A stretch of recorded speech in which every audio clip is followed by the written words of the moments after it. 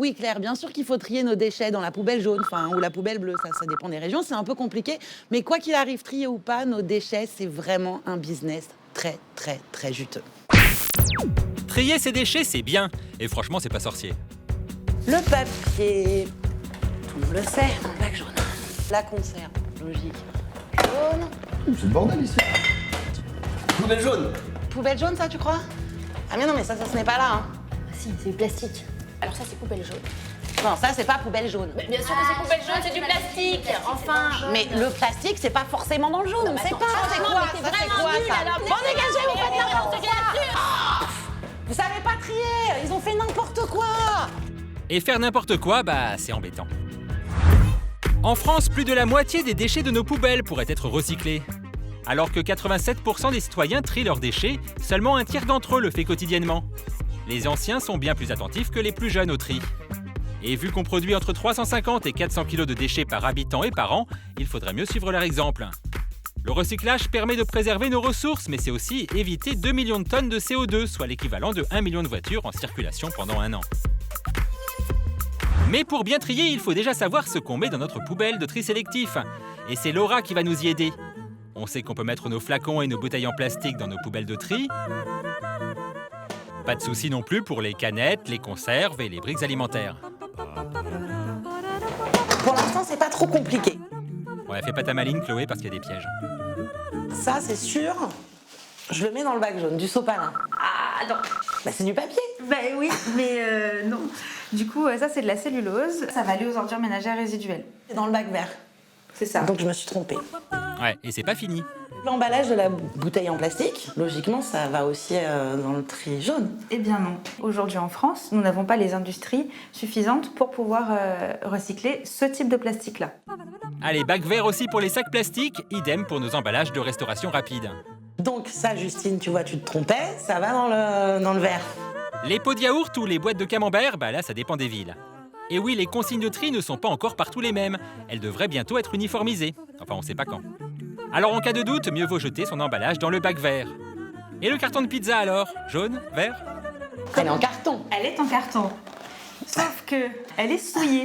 Ça va imbiber tout ce qui peut la souiller et on ne pourra pas le nettoyer. Donc il faut le mettre dans la poubelle résiduelle. En revanche, pour les conserves comme les bocaux en verre, pas besoin de les rincer avant de les jeter. Il suffit de les vider. Ça, c'est chouette. Ça y est, Chloé, elle est au point. C'est mieux quand même parce que le traitement des déchets, on y participe financièrement chaque année. C'est la taxe d'enlèvement des ordures ménagères. Payée par les propriétaires, elle peut être répercutée sur les charges du locataire. Ça dépend en fait de la taxe foncière, ce qui ne va pas dépendre tellement de votre comportement au quotidien, mais de la taille de votre appartement, de où est-ce qu'il est situé, et c'est en fonction de ça que vous payez. C'est très Ce logique. n'est pas forcément très logique. Ouais, c'est ça. Selon si vous habitez un appartement dans le neuf ou dans l'ancien, ça n'aura pas le même coût. Ah ouais, logique. Et selon la ville où vous habitez, ça peut aussi pas mal varier. Le taux de cette taxe est par exemple de 6% à Paris contre 18% à Marseille. Certaines villes ont créé une taxe incitative qui pousse l'habitant à faire moins de déchets, mieux trier pour moins payer, mais c'est loin d'être généralisé. Nous ne sommes pas les seuls à subventionner la filière. Ce petit logo présent sur 95% de nos emballages est trompeur. Il ne veut pas dire que votre emballage est recyclé ou recyclable. Il mentionne seulement que l'industriel a payé une éco-participation à l'organisme Éco-Emballage afin de financer la gestion de nos déchets. Le problème des éco-organismes, et de celui-là en particulier, c'est que ce ne sont pas des branches de l'État, ce sont des sociétés privées, mais à but non lucratif. Mais leur conseil d'administration est composé des metteurs sur le marché de ces produits, donc ils sont tous autour de la table, pour définir les règles du jeu auxquelles ils sont soumis. Donc c'est les industriels qui créent les emballages qui sont aussi en train de gérer cette entreprise-là, en fait. Tout à fait. Vu qu'ils veulent vendre toujours autant de produits, ils vont vendre toujours autant d'emballages. Donc même s'ils réduisent un petit peu le poids des emballages, ça va rester au final négligeable au fil du temps par rapport à l'impact qu'ont tous ces déchets. Bon, difficile d'imaginer que les industriels vont diminuer leur emballage. Mais bon, on est allé leur demander si ça leur trottait un peu dans la tête quand même. Pour chaque emballage qu'elle met sur le marché, l'entreprise paye. Et en fait, elle paye en fonction du poids de cet emballage et de son volume et du nombre d'unités. Donc plus ils mettent d'emballage, plus ça leur coûte cher. Globalement, la contribution des entreprises à éco-emballage, c'est 650 millions d'euros par an. Donc c'est un poste très important de dépenses en fait pour les entreprises. Pour certaines entreprises, la contribution à éco-emballage, c'est 5% du chiffre d'affaires. Donc Ça commence à la ligne, c'est pas juste une ligne sur un truc, il faut vraiment s'en occuper. Même si les efforts sont là, c'est pas fini. Vraiment, il faut continuer. Il y a du boulot encore. Ouais, il y a encore du boulot. Ah bah voilà, ils font des efforts, les industriels. Enfin, c'est vraiment eux qui font les efforts. Est-ce que c'est répercuté sur le prix du paquet pour le consommateur? De toute façon, ce qu'elle paye, forcément, on le paye à un moment donné, vous, moi, nous tous. Ah oui, c'est double peine pour nous en fait. Et sur les 650 millions d'euros par an récoltés par l'éco-organisme, une majeure partie subventionne le traitement de nos déchets. Mais pas tout. Et le reste, il va où alors? Le reste est en partie dans cette entreprise qui a de beaux budgets annuels. Ok. Il faut dire que nos poubelles, elles valent de l'or. Le business des déchets, c'est 14 milliards d'euros par an. Et ça attire du monde. Dans de nombreuses villes de France, la collecte des déchets a ainsi été confiée à des entreprises privées. À Paris, c'est 50-50. La moitié des arrondissements pour le privé, l'autre pour la ville. Du coup, Chloé, elle est allée montrer sa poubelle jaune à des éboueurs. Elle est fière de sa poubelle, Chloé. Déjà, là, vous avez fait une petite erreur. Pourquoi? Vous nous avez amené un sac. Normalement, on ne collecte pas les contenants. Ouais, ok. Mais à l'intérieur, on a bon, non? Là, votre sac poubelle, il est très bien. J'ai appris à trier, Jean-Marc. Je fais plus D'accord. d'erreurs. Alors, mais Donc du coup... là, ce que je vais faire, Ouais. je vais pas jeter le sac, je vais jeter le contenu. Et je vous rends le contenant. D'accord. Chloé, elle a eu l'autorisation exceptionnelle de monter sur le camion pour voir comment Jean-Marc, il inspectait nos poubelles. Celle-là, elle est condamnable. Alors pourquoi elle est condamnable? Pourquoi? Parce qu'il y a des sacs en plastique. Il y en a trop. C'est ça qui est dommage. Voilà, il y en a vraiment trop. Il y en a même dans le fond. Ouais, il y en a Donc, on ne peut pas la collecter. D'accord. Donc là, coup de scotch. Voilà. Les éboueurs acceptent quelques erreurs de tri. Mais quand il y en a trop, Jean-Marc scotche la poubelle qui partira avec les ordures ménagères, à l'incinérateur. Pendant la ronde de Chloé, une poubelle sur 4 s'est fait recaler, c'est beaucoup quand même. On est bien Voilà. d'accord. Moins il y aurait d'erreurs de tri dans nos poubelles, Ouais. plus ce serait pratique pour tout le monde finalement. Mais ce serait génial. Ce serait Vous pensez génial. que c'est possible ça? Si. Moi, je dis, il faut croire aux gens. Ouais. Ouais. Allez, croyons aux gens. Car quand ils trient, leurs déchets partent dans des filières de recyclage, en passant d'abord par des usines de tri comme celle-ci, créée en 2011. C'est le centre de tri vitrine de l'Île-de-France, le plus beau, le plus neuf. Ouais, logique qu'on nous invite là. Le camion poubelle arrive et dépose ses déchets pour une seconde vérification. Mais bim, en moyenne, 20 à 30% de ces déchets sont encore des erreurs de tri. Et quand il y a trop d'erreurs, tout le contenu de la benne part à l'incinérateur. Ça, c'est ballot. Il est beaucoup plus intéressant d'essayer d'augmenter la part du recyclage pour récupérer les recettes liées à la vente de la matière et donc de ne pas traiter les déchets par incinération ou la décharge. Pour les bennes acceptées, nos déchets sont d'abord triés par des machines qui séparent les déchets papier, 50% de la matière recyclée, des déchets creux comme les bouteilles ou flacons. En bout de chaîne, ce sont des opérateurs qui départagent chaque matière, car un papier ou un plastique n'a pas toujours la même valeur qu'un autre et aura sa propre filière de recyclage. Ça, j'imagine que c'est un peu compliqué à recycler, non? Oui, plus c'est petit, plus on va avoir du mal à retravailler la matière. Donc n'emboîtez pas vos déchets, n'écrasez pas vos bouteilles en plastique et ne déchiquetez pas vos papiers. Chaque matière est ensuite compactée pour être vendue à des filières de recyclage. Donc, suivant les matières, on est entre 20 et 150 € la tonne évacuée vers les filières de recyclage. Et alors, qu'est-ce qui est à 20 et qu'est-ce qui est à 150? 150, c'est davantage les aciers et en deçà, on a les matières plastiques. Et à chaque matière, sa nouvelle vie. Les bouteilles redeviendront des bouteilles. Le papier redeviendra du papier. Les briques en carton redeviendront... Ah non, là, il y a un piège. La partie cartonnée visible sera conditionnée en papier toilette. D'accord. C'est bien organisé, hein. Mais alors pourquoi tous les plastiques ne sont pas recyclés? Soit on n'avait pas de technique de transformation, soit elle existait, mais c'était très coûteux. Et donc comme c'est quand même le contribuable qui permet de faire fonctionner le système, il faut aussi qu'on puisse trouver la bonne organisation. Bon, faut pas s'y tromper, trop coûteux, ça veut dire pas assez rentable. Ah bah oui, le recyclage, c'est un business. Mais malgré ce qu'on essaye de nous faire croire, nous sommes plutôt mauvais en recyclage. Nous recyclons seulement 35% de nos déchets, ce qui nous place au 13e rang européen du recyclage. Derrière des pays comme l'Autriche, l'Allemagne, la Belgique, les Pays-Bas, la Suisse, la Suède, la Norvège ou le Danemark. Ah, ces gens du Nord. Et certaines régions recyclent mieux que d'autres. Les bons élèves sont dans le Nord et l'Ouest. Les moins bons dans les régions les plus peuplées, comme le Sud-Est et l'Île-de-France, qui ne recyclent que 20% de ces déchets. Le moins qu'on puisse dire, c'est qu'il nous reste des efforts à faire. En revanche, on est les champions d'Europe de l'incinérateur. Regardez, il y en a partout. C'est bien ça? Bah bof. En plus de nos erreurs de tri, 30% de nos déchets ménagers partent au four. Et le plus grand d'Europe, c'est celui-ci à Ivry, en banlieue parisienne. Mais il plaît pas à tout le monde. Qu'est-ce qui se dégage de cette belle cheminée? Alors, ce n'est pas de la vapeur d'eau. Enfin, effectivement, si c'est 98% ou 99% de vapeur d'eau, le pourcentage restant, ce sont des particules qui sont des particules extrêmement nocives pour la santé. Et ce qu'on brûle ne disparaît pas entièrement.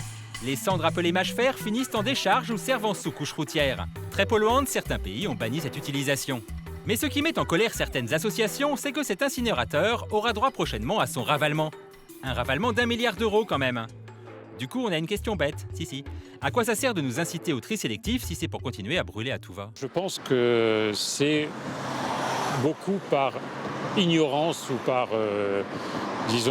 laxisme de nos politiques qui sont très souvent conseillés par des industriels qui, eux, savent très très bien ce qu'ils font. C'est évidemment beaucoup plus intéressant d'entretenir l'illusion qu'on peut s'occuper de tout de façon très propre en incinérant, plutôt que de dire mais après tout on pourrait se lancer dans une vraie politique de recyclage et de réutilisation. Surtout, ce qui est plutôt important, c'est la réutilisation. On a un potentiel économique entre nos mains qui, voilà, part là-dedans. Et soit ça part en fumée, soit comme un tiers de nos déchets, ça finit dans une décharge comme ici. Mais si c'est une décharge, sauf qu'elle est cachée, enfouie sous terre. Nous sommes à Clé-Souilly en Seine-et-Marne, ce qu'on appelle poétiquement dans le coin la poubelle de l'Île-de-France. Quand on jette un pot de yaourt dans l'Essonne, il arrive en Seine-et-Marne. Donc ça fait un peu loin pour un pot de yaourt tous les jours. Et ça coûte cher à la collectivité. Ça fait aussi, ça cadre mal avec le Grenelle. On est dans une absence de logique et une absence de visibilité complète dans le traitement. Cette décharge accueille plus d'1 million de tonnes de déchets par an, un tiers de la production de l'Île-de-France, dont 40% de déchets ménagers. Et il y a 5 ans, la décharge a même pu doubler sa superficie. L'État, de toute façon, est devant un problème, parce qu'il doit bien les mettre quelque part. Donc il va les mettre du côté où les gens gueulent le moins.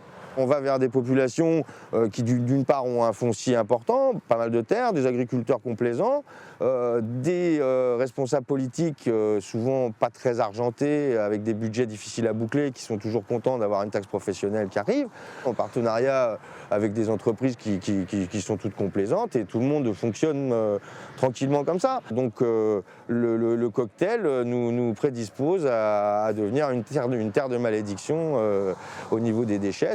Une malédiction notamment pour les nappes phréatiques de la région. Alors notre question bête, vous savez pourquoi nous inciter à trier si c'est pour tout brûler ou enfouir sous terre? On a trouvé un politique à qui la poser. Et il l'a pas trouvé si bête notre question, lui. L'idée, c'est d'arriver à réduire de 80% nos déchets. C'est-à-dire qu'il ne reste plus que 20% de déchets qui soient enterrés ou incinérés. Plutôt incinérés. En France, notre tradition, c'est maintenant plutôt d'incinérer que d'enterrer. On a une belle décharge en région aussi. Hein. Oui, je sais bien, mais on a l'objectif Paris, par exemple, que dans 2016, plus aucun déchet parisien ne sera enterré. Ah, ça veut dire que plus aucun de l'Île-de-France partira, par exemple, à Clé-Souilly ou des endroits comme ça? Sur les déchets parisiens, non. Alors, en attendant que le recyclage se développe, on fait quoi? On peut faire quelques efforts, et certains nous ont pas attendus d'ailleurs. 20% de nos déchets sont biodégradables, que nous laissons bêtement brûler par incinérateur. Mais pas Jean-Jacques. Dans sa résidence à Paris, Jean-Jacques, lui, il en fait du compost, et ça ressemble à ça. Ce qui est considéré comme des déchets, c'est transformé en ce qu'on appelle d'ailleurs un peu l'or brun du jardinier. Hein. Ah oui, c'est incroyable. Ah, on voit qu'elle est vivante, cette terre. Depuis 6 ans, 80 foyers participent à ce compost.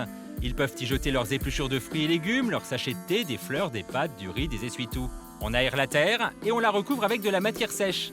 Au bout de 6 mois, après que les bactéries, les champignons et les petits insectes aient fait leur travail, on se retrouve avec du compost de qualité pour votre jardin ou vos plants d'intérieur. De qualité et gratuit. On estime qu'on détourne 8 tonnes de déchets chaque année de la collecte traditionnelle. C'est beaucoup. Pas mal. C'est pas mal. Ils vont pas être contents, ceux qui gèrent les incinérateurs, là. C'est un manque à gagner pour eux. Oui, mais bon, l'important dans la vie, c'est pas obligatoirement de faire du pognon, ça peut être tout simplement de faire les choses bien. Aujourd'hui, plus de 120 immeubles se sont lancés. Alors si l'idée vous tente, il vous faut bien évidemment l'accord de vos copropriétaires. Mais bonne nouvelle, vous serez un peu aidé. Aujourd'hui, la ville de Paris s'est inspirée de cette initiative pionnière et tout citoyen parisien qui veut composter dans son immeuble peut bénéficier gratuitement et du matériel et de l'accompagnement avec un maître composteur. Et pour ceux qui ne peuvent pas installer leur compost dans leur résidence, Jean-Jacques a créé le premier compost de quartier. Nombreux foyers ont voulu y participer, mais il n'y avait que 130 places. Alors faut que ça se développe. Je pense qu'il va y avoir de la pression auprès des élus pour en installer un petit peu partout. C'est tout ce qu'on souhaite. Mais tout ne peut pas finir en compost. Ses livres, ses vêtements, elle va pas les jeter, Chloé. Bah non, elle les apporte à une des nombreuses ressourceries installées un peu partout en France. Là, on donne et il trie. Elle a l'air super, hein, votre chemise. Elle a l'air Je pense qu'elle est impeccable. pas mal. Hein. La chemise sera vendue à 6 € comme tous les vêtements de la boutique. En revanche, pas de bol pour la chemise violette. Elle est un tout petit peu boulochée. C'est vrai que c'est un textile qui s'abîme vite. Elle va partir au recyclage. D'accord. Ouf, recyclé, on avait peur qu'il la brûle. Ça aurait été dommage. Idem pour la poêle trop abîmée.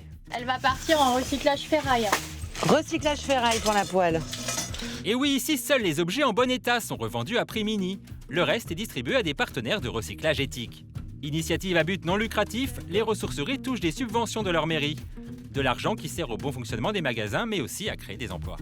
Ce qui est appréciable, c'est qu'on permet aux gens qui n'ont pas beaucoup d'argent de s'équiper à petit prix. Ça a forcément un impact environnemental, un impact carbone, un impact social sur notre société, sur l'avenir qu'on laisse à nos enfants. Et notre électroménager alors, à la casse ? À votre avis ? Depuis 30 ans, le réseau Envie le récupère et le retape pour le revendre à moindre coût. Un lave-linge à partir de 150 €, garantie 1 an. Bon plan.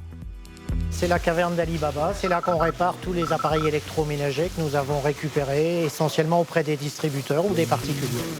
Les appareils sont examinés et dans 15% des cas, ils sont retapés.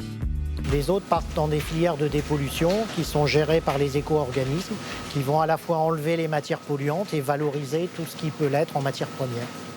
Chez Envie, on est malin et écolo, mais pas que. On a un appareil qui évite un déchet. L'appareil repart pour une deuxième vie et on a donné du travail localement à certains salariés. L'un des principes fondateurs du réseau, c'est aussi de permettre le retour à l'emploi à des personnes en difficulté. Rien qu'ici, sur les 60 travailleurs, 45 sont des salariés en parcours d'insertion. Et le réseau Envie multiplie ses points un peu partout en France. Et c'est effectivement un cercle un peu vertueux qui donne du sens finalement à cette activité de recyclage et de remise en état. Ayapa, il a su trouver les mots pour lui plaire à Chloé. Redonner du sens au recyclage, parce qu'il y a encore du boulot, hein, ça c'est sûr.